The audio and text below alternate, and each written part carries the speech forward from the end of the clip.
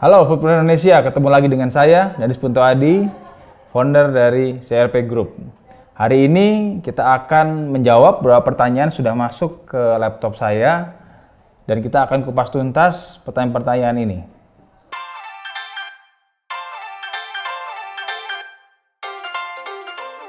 Oke, pertanyaan berikutnya, bagaimana cara agar mengolah makanan tetap higienis? Untuk mengolah makanan agar tetap higienis, yang pertama kita harus pastikan adalah pastikan bahan baku yang kita beli itu kondisinya baik. Jika kita membeli sendiri, pilih bahan-bahan baku yang terbaik sehingga ketika sampai ke tempat kita dan untuk sajian konsumen itu kondisinya semua masih dalam kondisi yang terbaik. Dan jika kita menggunakan vendor yang mengantarkan produknya langsung ke restoran kita, pastikan sebelum diterima dan disimpan di gudang kita, produk yang kita terima itu kondisinya masih baik, tidak rusak. Itu yang pertama, untuk menjaga higienitas.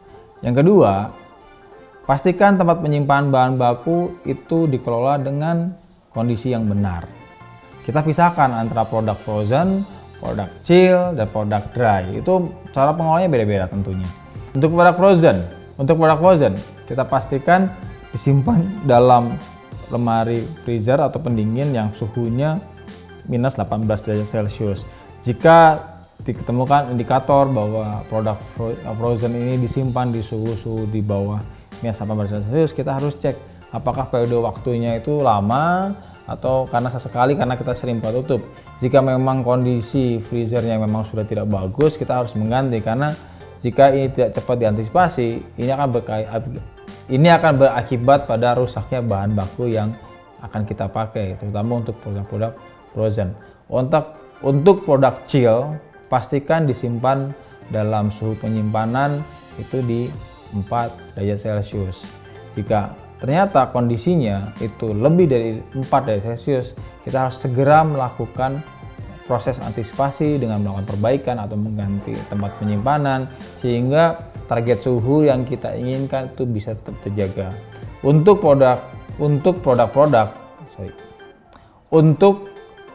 chiller atau freezer, tempat penyimpanan beku atau chill, itu pastikan ketika disimpan di gudang tidak menempel di tembok, berikan jarak antara 10-15 cm agar putaran suhu panas yang ada di belakang lemari penyimpanan tadi tidak mengganggu kualitas dari proses pembekuan atau proses menjaga suhu chill di dalam freezer atau chiller tadi.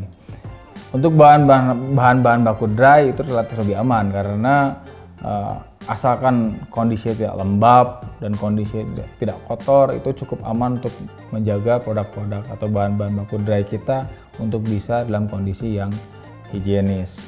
Tetapi biasanya jaga suhu jangan lebih dari 35 derajat Celcius.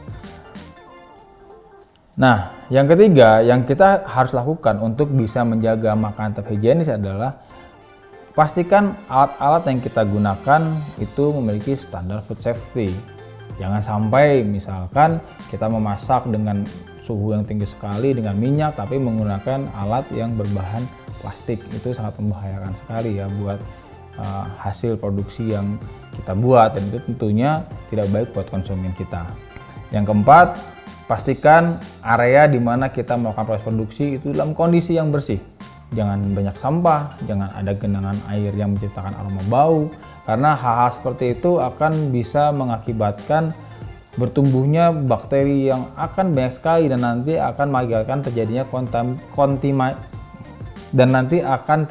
kontaminasi silang antara bakteri dengan produk-produk yang kita akan produksi. Pada akhirnya akan mengotori produk yang kita produksi untuk konsumen dan akan berakibat fatal untuk kesehatan konsumen kita. Dan yang terakhir, pastikan setiap individu yang berinteraksi dengan produk yang kita produksi itu dalam kondisi bersih. Untuk tim kitchen, pastikan tangan dalam kondisi bersih, kuku dipotong, selalu bersihkan tangan dengan sabun dan teknik pembersihan yang benar, dan jangan memegang atau bersentuhan dengan benda-benda yang berpotensi memiliki bakteri yang banyak. Untuk waiter yang mengantarkan produk dari kitchen ke meja konsumen, pastikan mereka dalam kondisi yang bersih juga dan tidak dalam kondisi badan fisik yang kotor. Oke, tadi sudah kita jawab pertanyaan-pertanyaan yang masuk ke laptop saya. Mudah-mudahan semua penjelasan tadi bisa membantu teman-teman foodpreneur Indonesia semuanya untuk mensolusikan permasalahan teknis yang terjadi di lapangan di restoran masing-masing. Sampai ketemu lagi di video berikutnya.